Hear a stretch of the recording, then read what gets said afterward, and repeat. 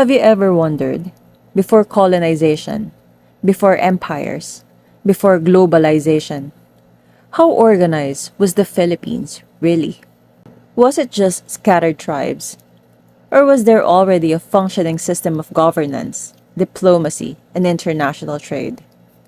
Because here's the truth: if you want to become a diplomat or pass the FSOE, you cannot treat pre colonial Philippines as primitive. It was structured, strategic, and globally connected. And today, we're going to break it all down, from barangays to trade networks, from datus to foreign relations, and most importantly, how all of this still shapes modern governance and diplomacy today. Let's start from the beginning. Before 1000 CE, early settlements, early Filipinos migrated from mainland Asia and settled along rivers and coastlines. Why rivers and coasts? Because even at this early stage, survival depended on mobility, trade, and agriculture. These were kinship based communities, meaning leadership was personal, not institutional. During the 500 to 1000 CE, the rise of the barangay system, this is critical. The word barangay comes from balangay, a boat. This tells you something important. These communities were mobile, maritime, and interconnected. Each barangay had 30 to 100 families, was led by a datu, and functioned as an independent political unit. This is your first key diplomatic insight. The Philippines was not a single state. It was a decentralized archipelago of micro-polities. At the top of each barangay, there's datu, a political leader, military commander, judge, and lawgiver.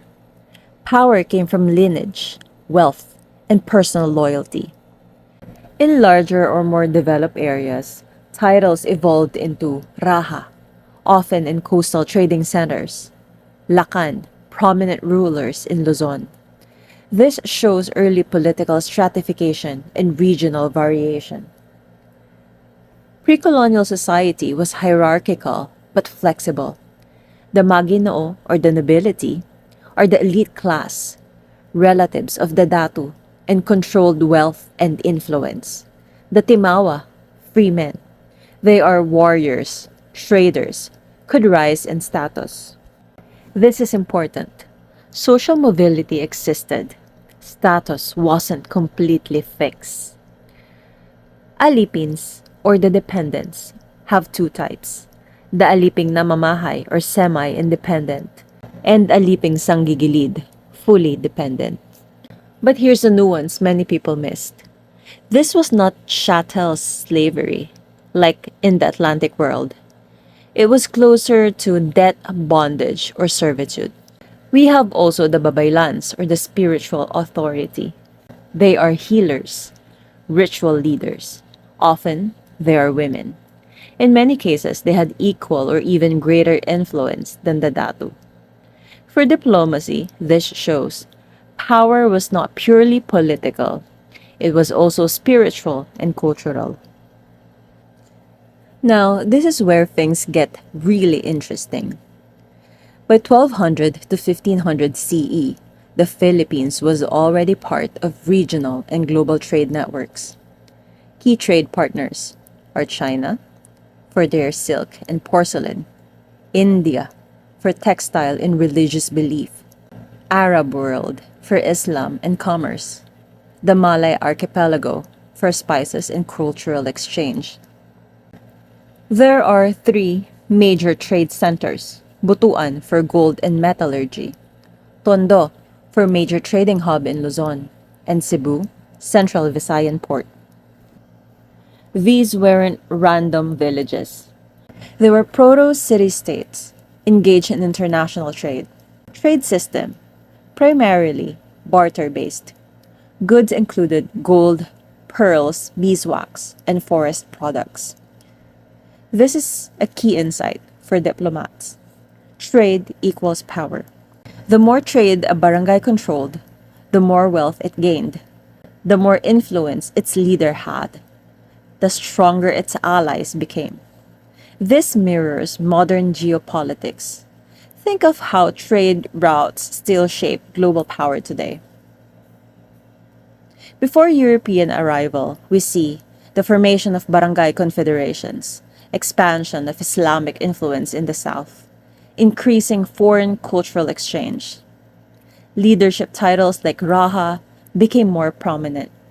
In 1521, a turning point was the arrival of Ferdinand Magellan in Cebu.